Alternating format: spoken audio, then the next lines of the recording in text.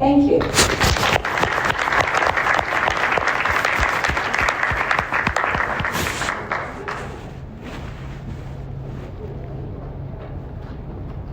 Thank you very much.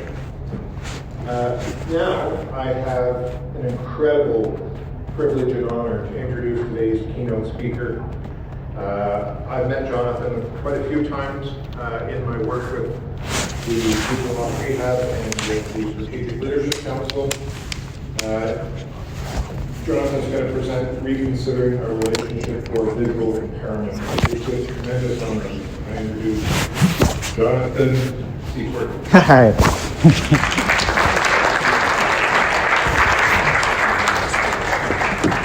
I worked right now to ensure. No, you did. I'm impressed.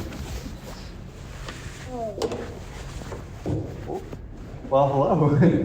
I'm very impressed. You got my last name right, which most people don't. So thank you, John, and thank you for everyone for having me here and for listening to me. And like, this is Wayne you can tell from the work from Venture Pool and everything like that. Emailed me and was like, hey, because he's been like, I've been talking about lots of different things, but he was like, you should give a speech at the Connecting the Dots coming up. You should apply. And I was like, oh, I'll think about it. We'll see. I've never done anything like this, and I wasn't really sure. And then the more I thought about it, and the closer to the deadline, of course, the deadline came, I was like, well, maybe I'll have something to say. Maybe I'll apply. And so then I did apply, and I worked furiously right until the last day to get my application in. And now I'm here. And so what I want to talk about how we think about our disability. So with people like myself who are visually impaired or with any other disability, over my life I've realized that there's a lot of different perspectives that you can have on your disability, on vision loss or whatever, and those perspectives, the way that you view it and the way that you relate it can really affect how you live your life and can hinder you or help you. And so I want to just share my story of how my perspective and my relationship to my visual impairment has changed over the years, in the hopes that maybe for people with visual impairments or other disabilities that you can find yourself on this path and keep walking forward.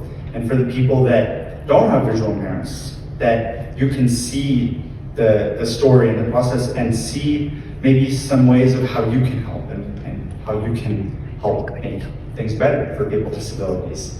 So I have no slides up, and I did that on purpose. So I'll invite all of you to actually close your eyes and keep them closed for the whole speech or just for the beginning of it. It doesn't matter, because when I'm listening to something, I can't see it, and I just get to close my eyes and listen. And so that's kind of the experience that you can have, and just imagine what I'm saying, and like hopefully I'll paint some good images in your mind. But so I'm 23. I'm currently in university in my fourth year of Bachelor of Arts in Psychology, and I don't really know what I'm going to do after, so nobody asked me.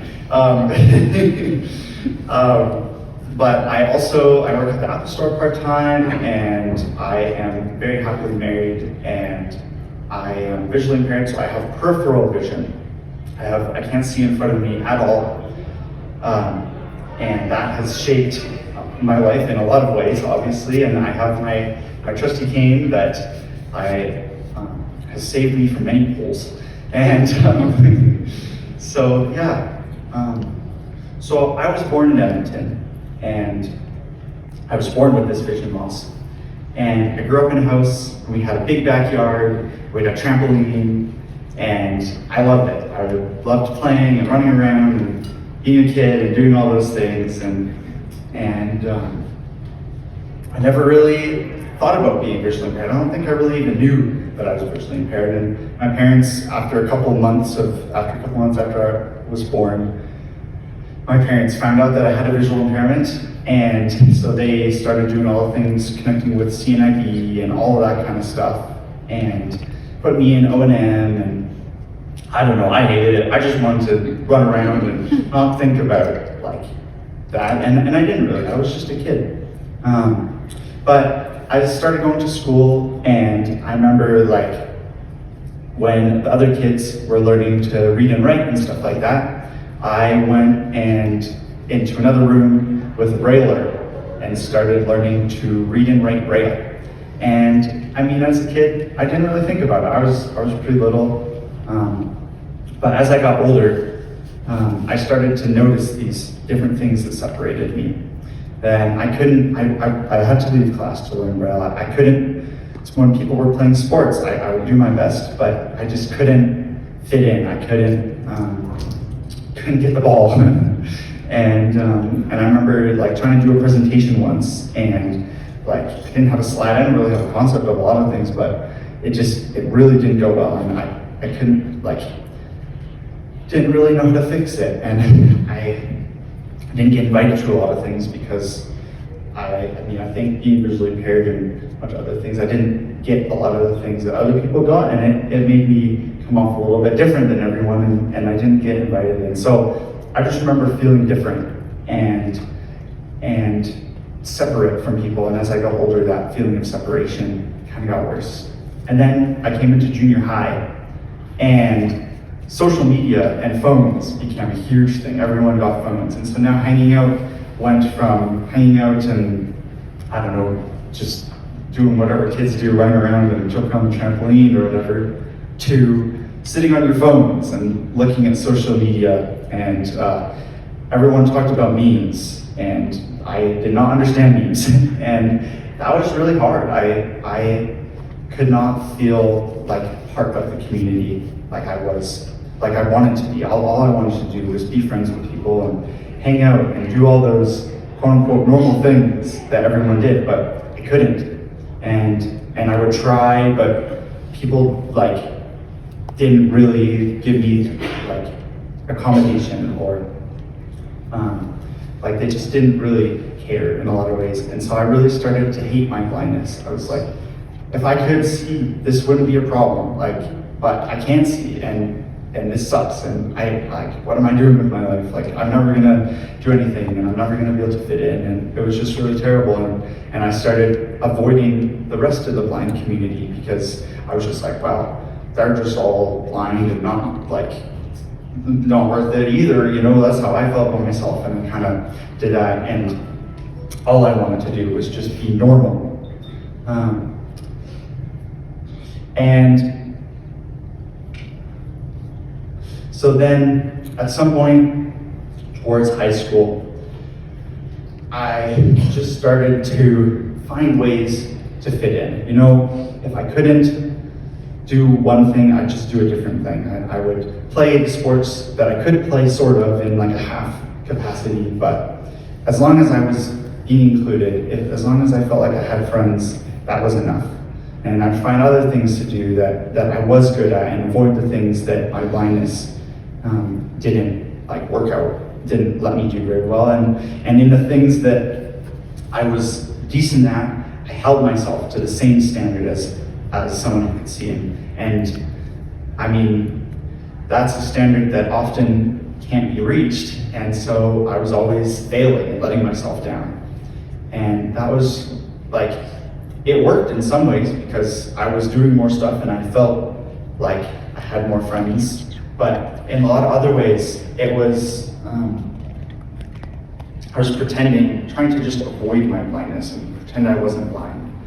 And all of the work to do this and to like fit in and everything was on me. And it wasn't truly acceptance. It was just me trying to shape myself to a sighted world, to a non-disabled world. And so just taking a little step back here, so far I've gone from not knowing that I was blind and not noticing it in any way towards noticing all the ways that blindness separated me from people, and then towards hating my blindness and hating myself for being blind, and just not wanting to be blind at all. And then to trying to find ways to avoid my blindness and work around it.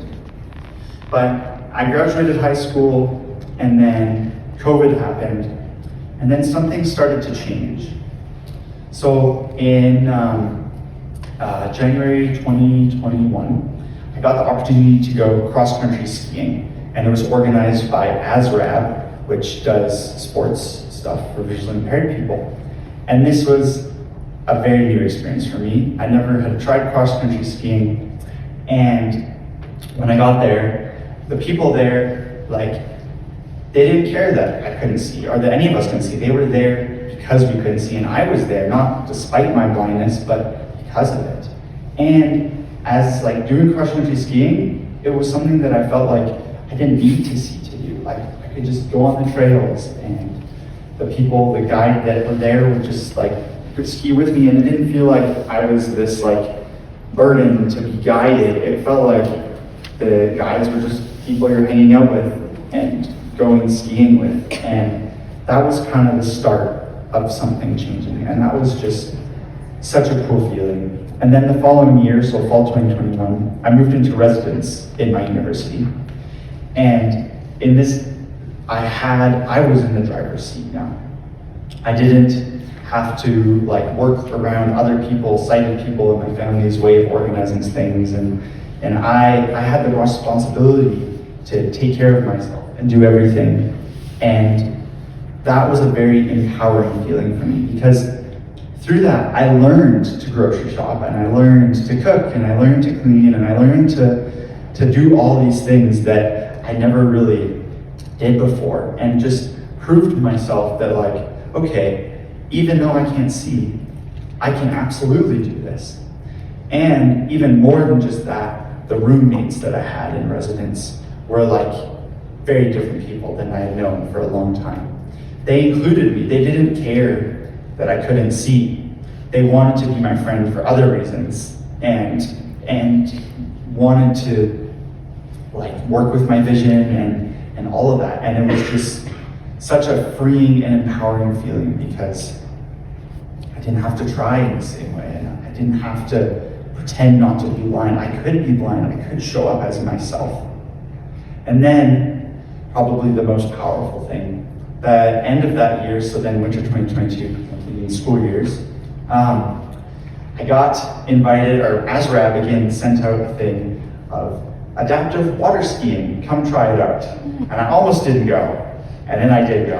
And so if any of you don't know what water skiing is, pretty much you put on skis, and then there's a boat, and there's a rope coming out of the back of the boat, and then you hold onto a handle, and then the boat goes and pulls you up. And I got to try that, and it was just like the most incredible feeling ever. Like, I could fly. I just felt so free. Like, I got on the water, and my disability just was left behind. And then the lady that organized it was like, oh, you're really good at this. You should come to this like tryout camp. And so then that summer, I went to this tryout camp, and it was like 4 days of training and stuff like that.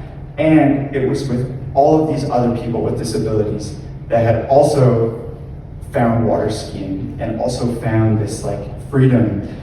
And so there was a couple people in wheelchairs, and there was a guy that was blind and deaf, and all these people, it didn't matter. They were getting up behind the boat, and they were learning tricks and learning to do slalom, and just like to see these people that could have been stuck with their disabilities. A lot of them in wheelchairs had had accidents and stuff that led to their disability, but yet they were just living life to the fullest. It wasn't stopping them, and they had found things that that allowed them to do that. And the people in water skiing, again, just so accepting. Like, they were there because of us, because we had like this need and wanted to do that. And there was no like, oh, you can't do this because of this or anything like that. Like, it was like, how are we going to make this work? And they did. And just seeing people like living life like that and being included in this community was just amazing. And through water skiing, I got to go to a couple of different events, but the most amazing one was 2023 Disabled Worlds in California last year, and where Canada actually won silver for the first time. And that was just so awesome. and that is the whole team. All of these people that are all there reinforcing each other to live to the fullest and to grow and stuff. And that there's nothing that compares to that. And so then through those experiences, I've really come to see the value in my disability. I would never have got to go water skiing if I couldn't see. I wouldn't be out there doing that. I wouldn't have met all those amazing people, and I wouldn't have learned the power, the inner fire that a couple other people mentioned, just so cool. And then up until this point though, I'd lived with my disability and I had experienced things that had changed that, but I'd never really thought deeply about it. Until then, the year after water skiing started, I got on a fellowship with the Canadian Center for Disability Studies, and we looked at disability in a much deeper way. And that really expanded my mind. And one of the things that really changed my perspective again was I'd always thought about vision loss as a me problem. My eyes don't work, and that's just the end of the story. But we learned about different models of disability. We learned that might not be the only way to view it. Another model that was taught and is kind of, I don't know the exact name, but pretty much a social environmental model. And pretty much, instead of disability being, oh, your eyes don't work or whatever, and that's the end of it, it's, oh, the world is not set up to accommodate people that can't see properly. And that's why you feel disabled. It has nothing to do with you. And that just expanded my mind, because now, if being blind isn't my problem, if it's not my fault, then the world can change. The world is something that can change. And that means that the experience of having a disability can change. It's not fixed in our biology or whatever. And so that has given me so much hope for change. And then also thinking about disability is so much wider. It's not just a blind thing, or disability there's different categories, and in some ways everyone in Canada, everyone is affected directly or indirectly by disability at one point in their lives. And so the impacts of it are just so much wider, and the experiences of it are so much wider. So the kind of question then is, how do we change? How do we get to these points? What was the key pieces that led me to where I am now? And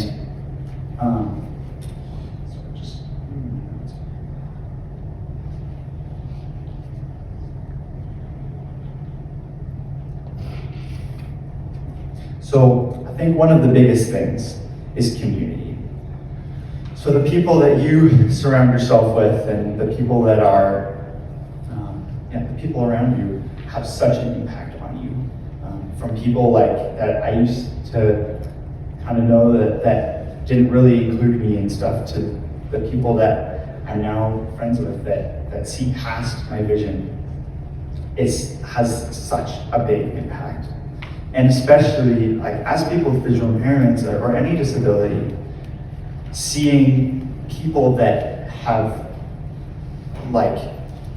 found are living life to the fullest, that have found their way through some of the struggles, or found ways to cope with the struggles. People that embrace their disability and see the possibility in it, it gives you so much hope that you can also be there. And so,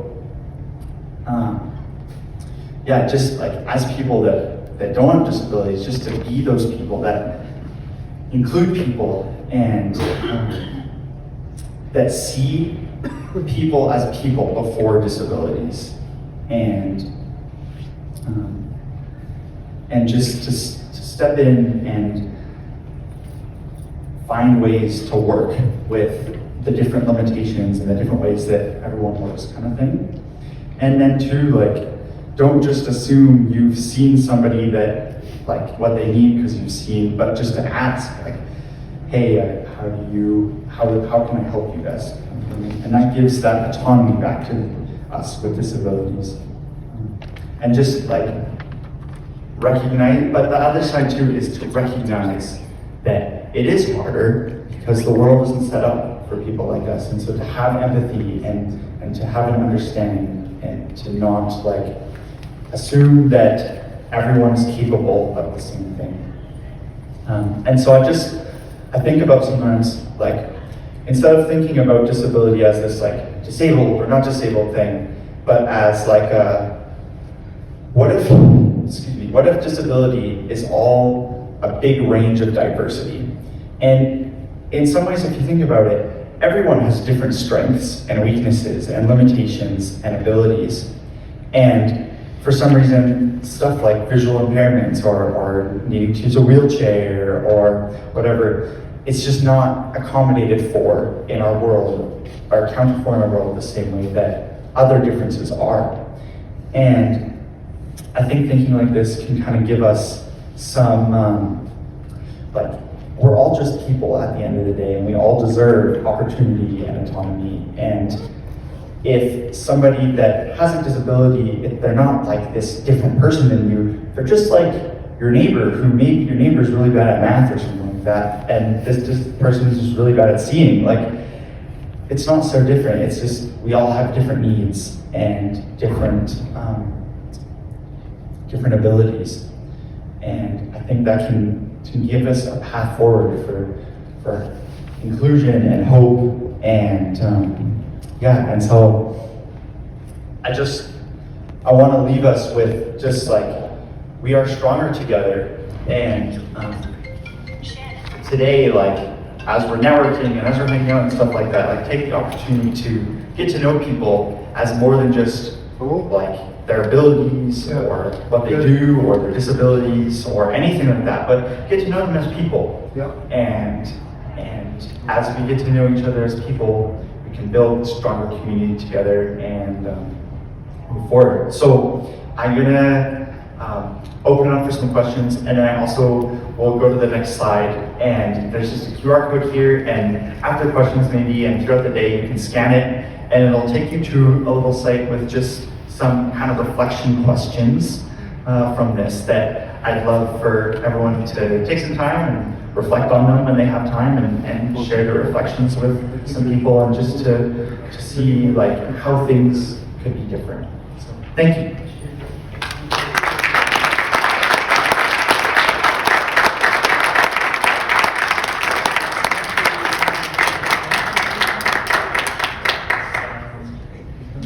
Any questions for Jonathan?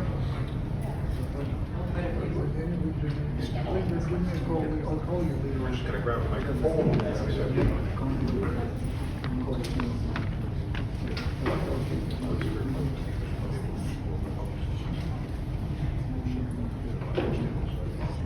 Good morning. I enjoyed it very much. Thank you. You said you didn't fit in when you was blindness. I have a grandson that's also legally blind, and he doesn't tell people he's blind, so he tries to get along with people. And I wondered if you did that. When you said you went to university, you fit in and you had friends. That was his big thing in high school. I really understood when you said you couldn't play sports, you can't. But he would try and not be honest with people that he couldn't see. So I wonder if you ever had that same problem. Yeah, I mean, I think my vision loss level, it's hard to like not be honest, because I kind of have to use a cane. If I don't, it's really obvious. But I hated using my cane for a long time, and I hated like identifying as visually impaired, and I would do anything to try and not be seen like that. So yeah, I very much can relate and understand like how hard that is and how much work that is, and yeah. just 1 second.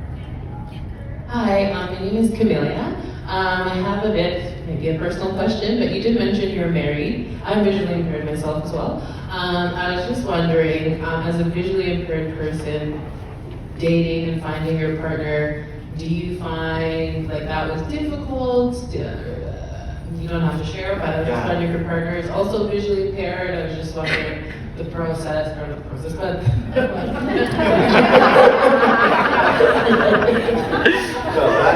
just your experience.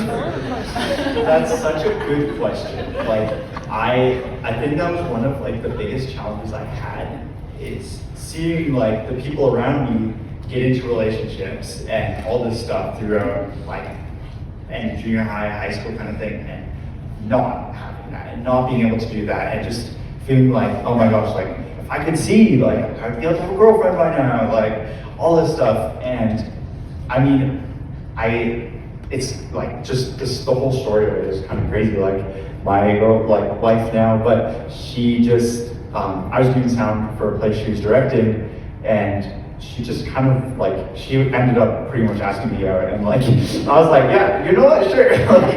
But through our relationship, it's been great in a lot of ways, but it's also been hard in a lot of ways. Like, there's so many things that she just like assumes, and I mean, obviously it's gone a lot better now, but like that I can't do, or that like she kind of would like expect a certain way of doing things, and then when I like don't do them that way, it was very like difficult for her. And I think just from her own being kind of shamed a lot as a child for doing things not a very particular way, and then I come along and I don't do anything particular way, like, and that was really challenging for her, and really challenging for us. And I mean, there's been a lot of learning for both of us on how to work together, and what I need, and what she needs, and how we can make that happen. And it's definitely not easy, but also like everyone has different things that they have to work through. You know,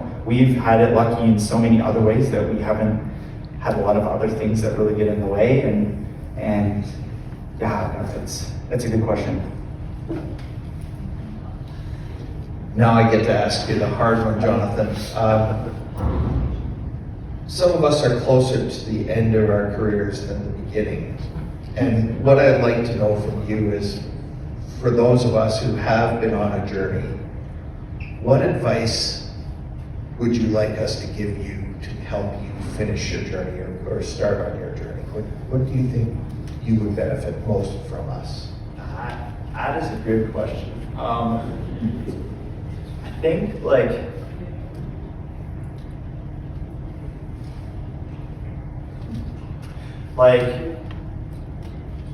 just to hear about the ways that you have, like on a practical sense, found to work around all the different challenges that come up, but on a bigger sense of like being visually impaired or having disability or whatever is something that makes you who you are.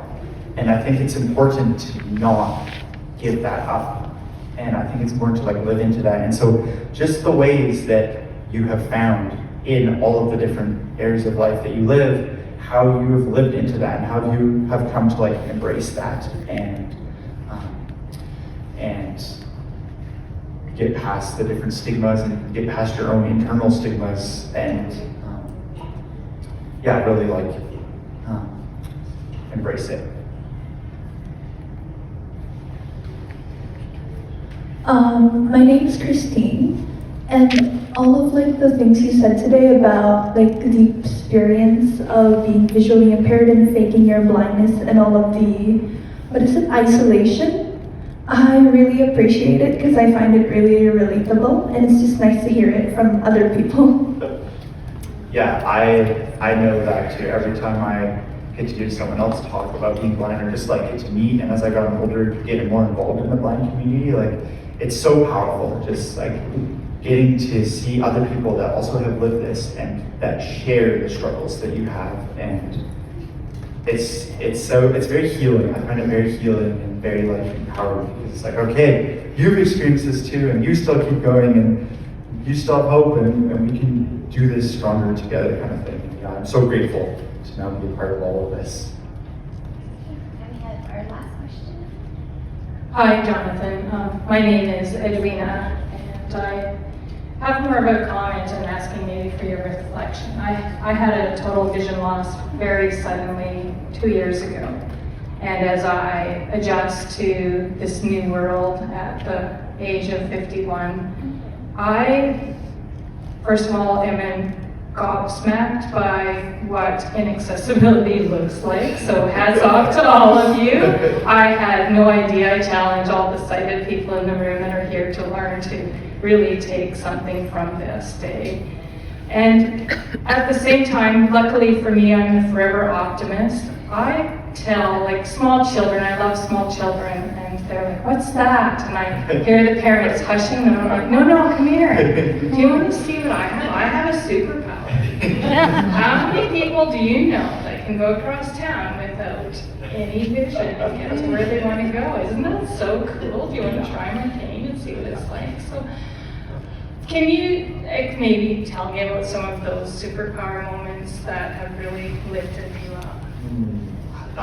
I love that, like, the story that you shared there, and just, like, that perspective on it kind of thing. And it's so sad, like, people are always like, hush, hush, like, don't ask questions, don't talk about it, but that makes it worse. Like, then it's like, then you don't know what the cane is, you don't know how it works, and you don't see the possibilities and the hope if you never, like, ask questions and experience it, right? And I, like, yeah, I think some of those, like, superpower moments, like, I don't know, I remember working at a summer camp with kids, and I had my cane, and there was this one kid that was just, like, always wanted to, like, unfold it and refold it and stuff. I just, like, loved it so much. And like, sometimes, like, the really little kids, like, they didn't really understand, and they're like, why do your eyes look funny? Or, like, why do you need this? Or whatever. And, like, just kind of, like, trying to explain. And they just, like, they're just there being kids, and it's just so, like, sweet. And there's no, like, judgment or anything. Like, there's no ideas or anything like that. Like, they're just doing what they're doing. And,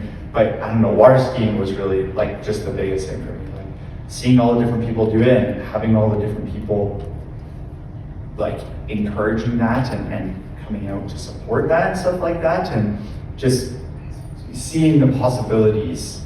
And, like, yeah, I don't know, people always ask, like, oh, is your hearing better? Or, like, and I'm like, no, it's not better, it's the same. Like, but, it's just, like, I'm better at focusing on it, better at paying attention to it or whatever. And I mean, it's funny. People's perceptions of people with disabilities are really quite funny. It's sad and ironic.